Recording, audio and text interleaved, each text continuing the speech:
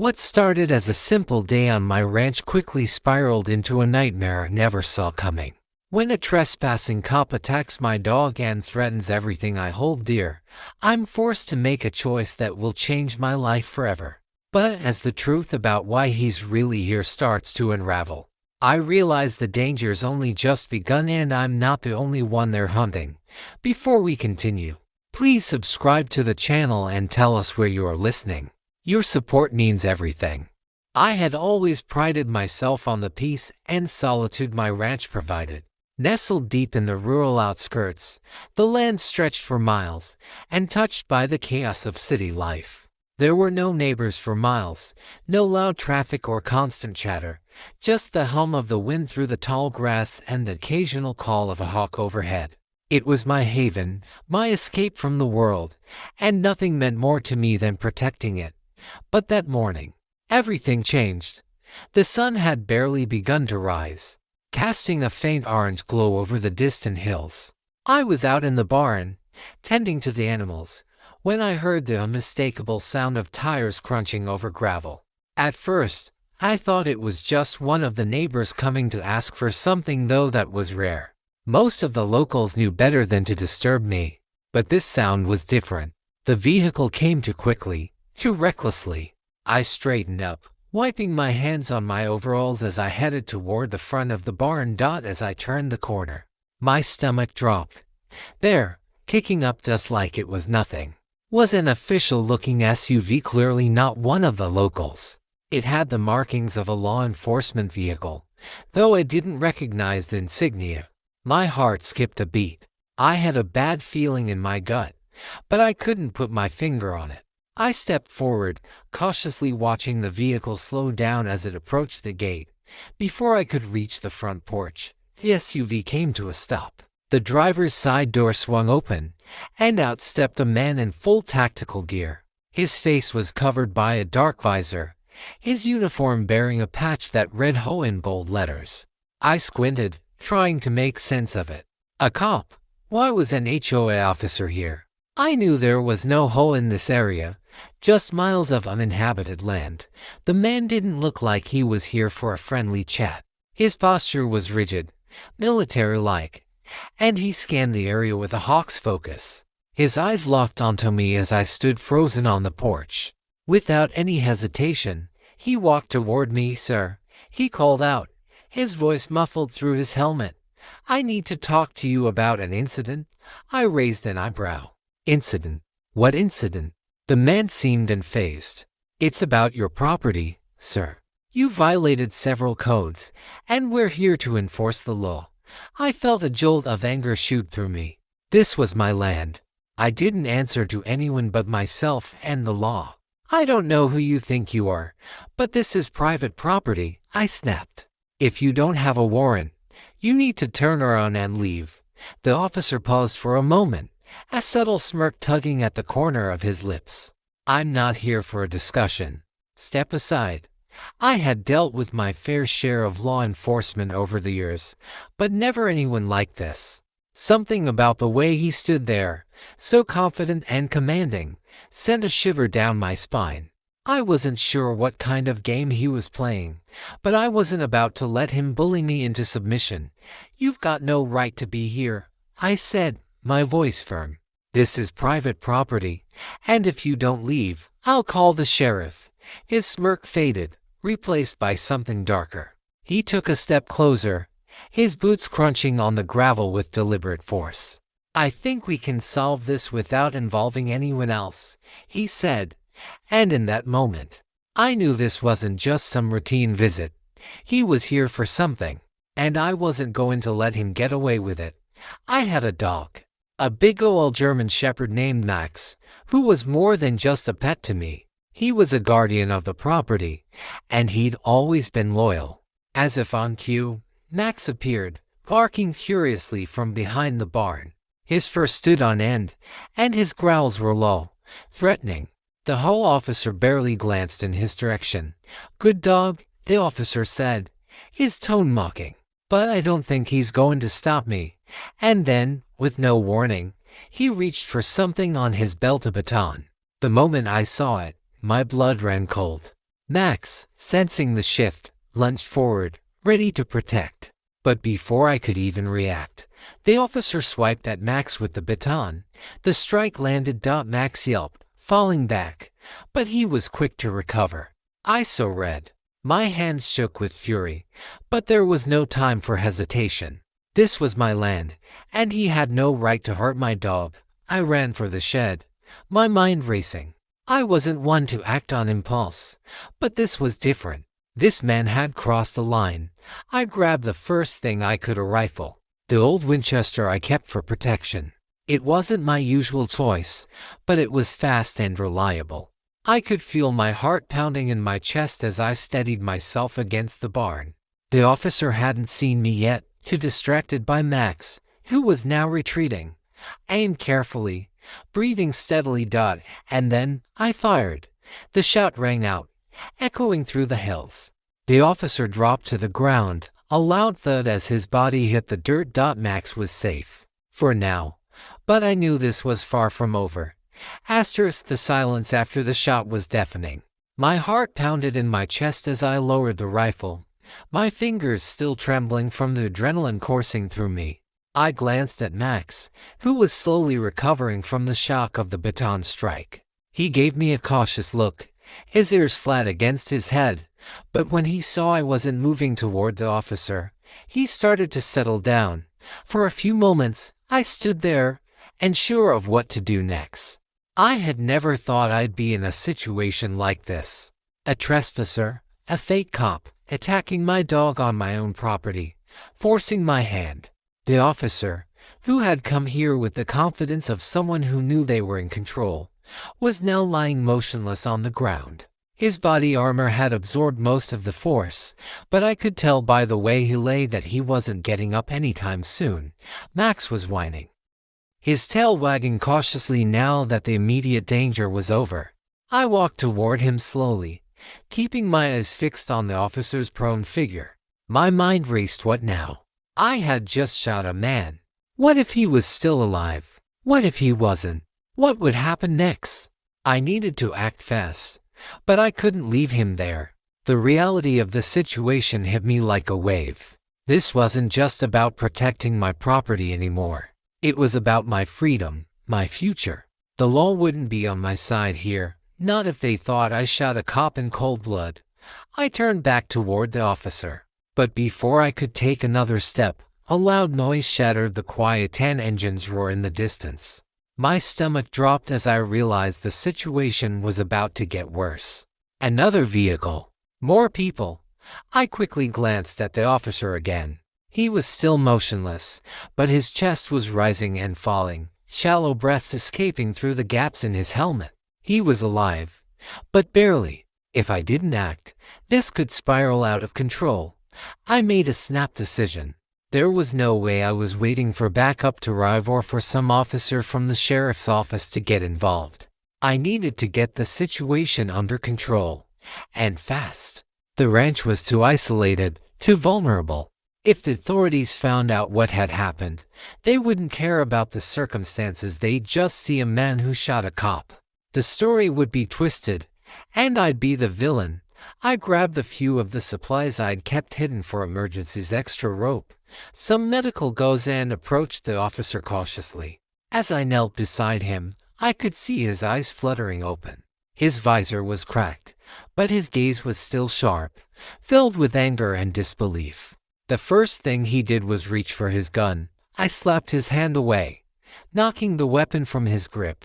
My voice was low but steady as I spoke. "Stay still. You're in no shape to fight, and if you make any sudden moves, I'll have to put you down for good." He glared at me, but didn't try to fight back. His breaths came in shallow gasps, and his hand was clutching his side as blood started to seep through his uniform. "You're not gonna get away with this," he muttered, his voice hoarse. "The HOA, enough with the HOA," I interrupted, kneeling closer to apply pressure to his wound. "You're lucky I didn't hit anything vital." He groaned, trying to sit up, but the pain clearly stopped him. "Who the hell are you?" he asked, struggling to keep his voice steady. "My name is none of your concern right now," I replied, tying off the makeshift bandage I'd wrapped around his side. "What matters is that you're going to get off my property, and you're going to keep quiet about this." He stared at me, disbelief written all over his face. You think this is over. You think you can just..." But I didn't let him finish. I glanced back at the incoming vehicle. It was getting closer, and I had no time to waste. My instincts told me that if I didn't get the officer out of here quickly, I'd be looking down the barrel of more problems than I could handle. The last thing I needed was more law enforcement showing up on my doorstep. I grabbed his gun, the one he dropped, and slipped it into the back of my waistband. "If you want to survive this," I said quietly, "you're going to do exactly as I say." He swallowed hard, his breath quick and shallow, but he nodded. His defiance was still there, flickering in his eyes, but the pain from his wound was too much for him to keep up the bravado. "Good," I said, standing up. "Now, get up. You're leaving with me." The engine sound grew louder, and I could feel the urgency in my chest tightening. The officer was barely conscious, but he was still alive. I couldn't afford to leave him behind, not if I wanted to keep this under control. But I also couldn't afford to let whoever was coming get too close. I half-dragged the officer to his feet, his body heavy and uncooperative. Max, sensing the tension, remained alert, his eyes darting between me and the officer. I gave Max a quick glance. "Stay here," I murmured, giving him a reassuring pat on the head. He didn't like it, but he obeyed, keeping his eyes locked on the officer.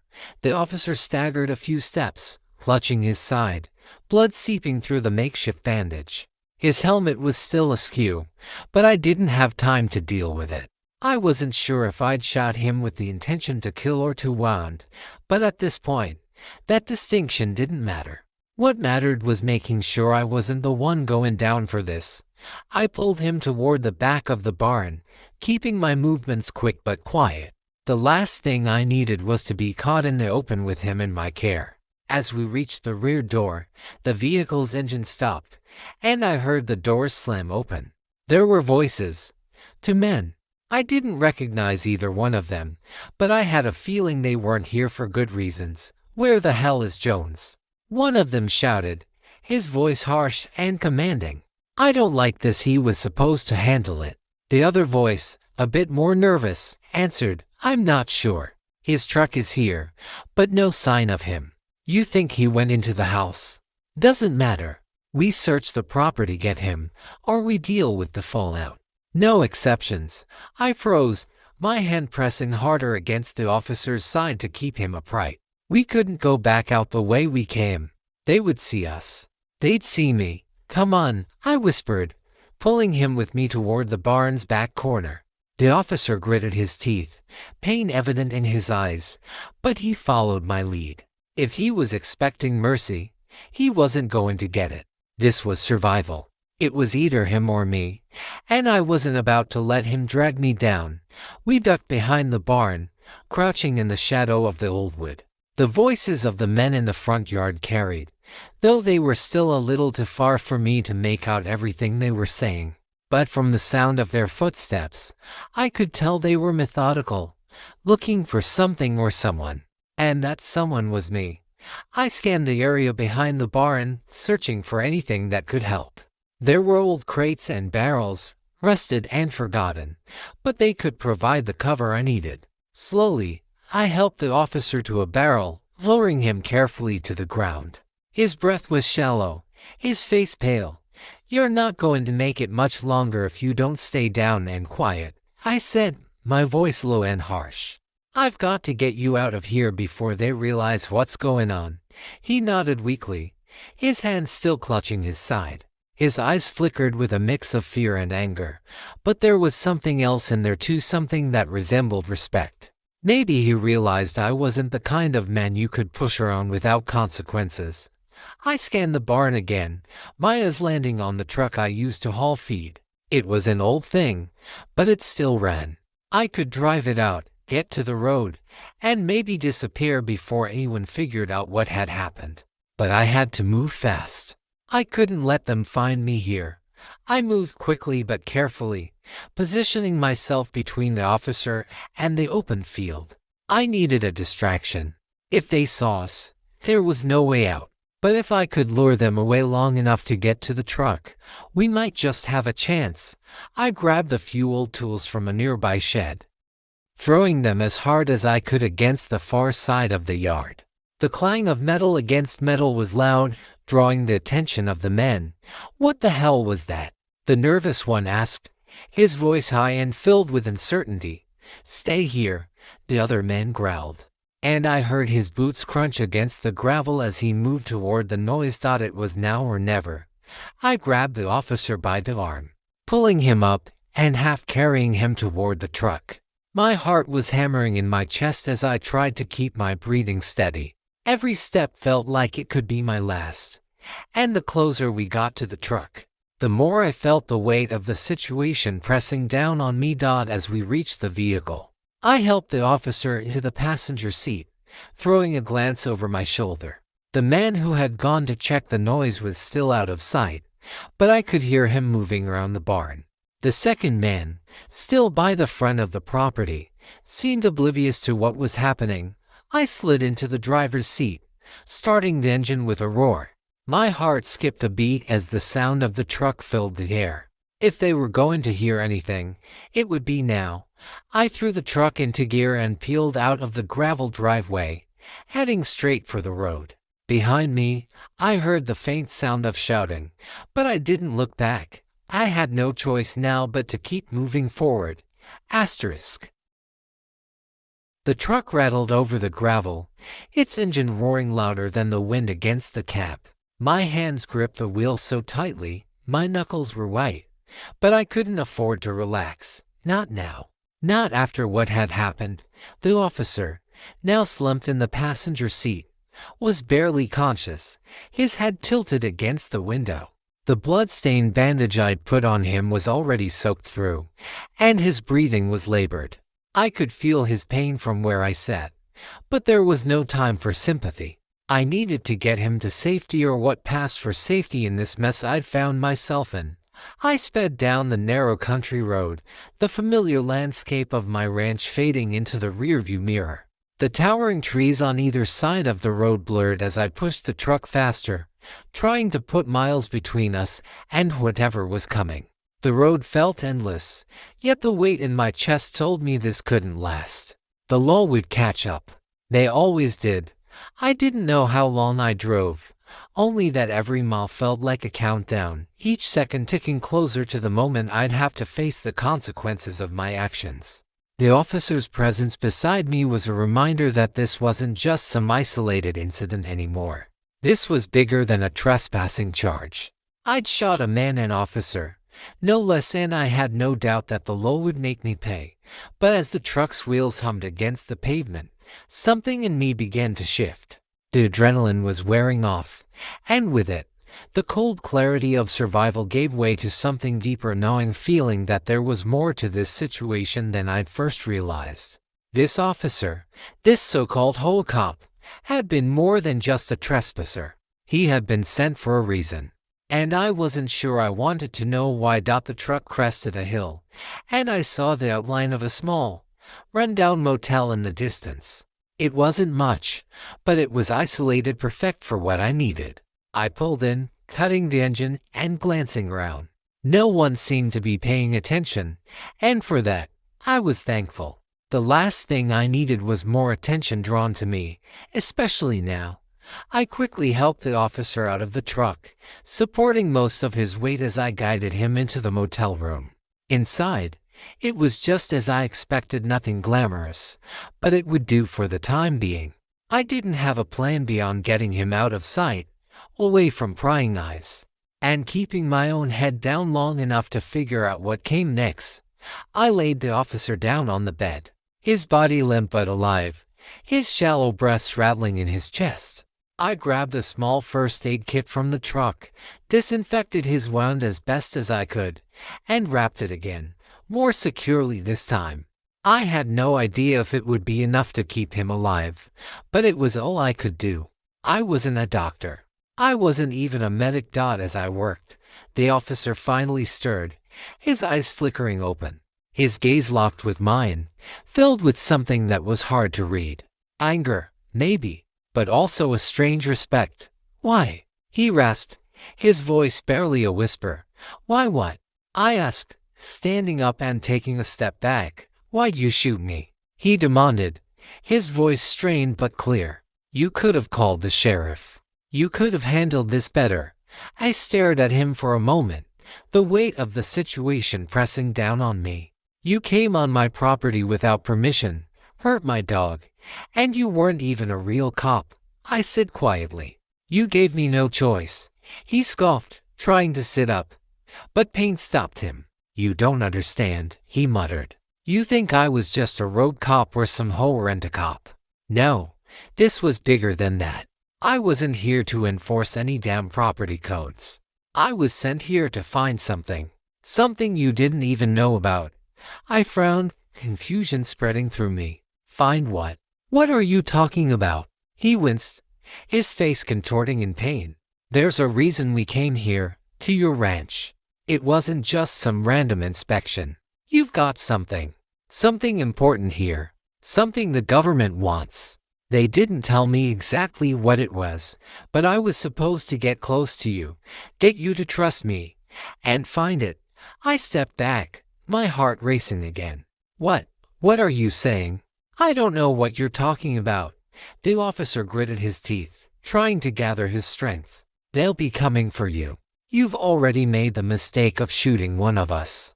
It doesn't matter if you were protecting yourself. You'll be marked now. If you want to survive, you need to disappear fast. They won't stop looking for you. My pulse quickened as his words sank in. Who was they? And what the hell could I possibly have on my ranch that the government wanted so badly? I'd just been trying to live a simple life, but now I was caught up in something that I didn't even understand. The officer's eyes darkened. You're in deep now, but you're not the only one they're after. They'll come for anyone connected to this place, and anyone who stands in their way, including you. I took a deep breath, trying to steady myself. My life, my entire world, had just turned upside down in a matter of hours. I was no longer just a man trying to protect his property. I was now a target, and whoever they were, I had no choice but to find out.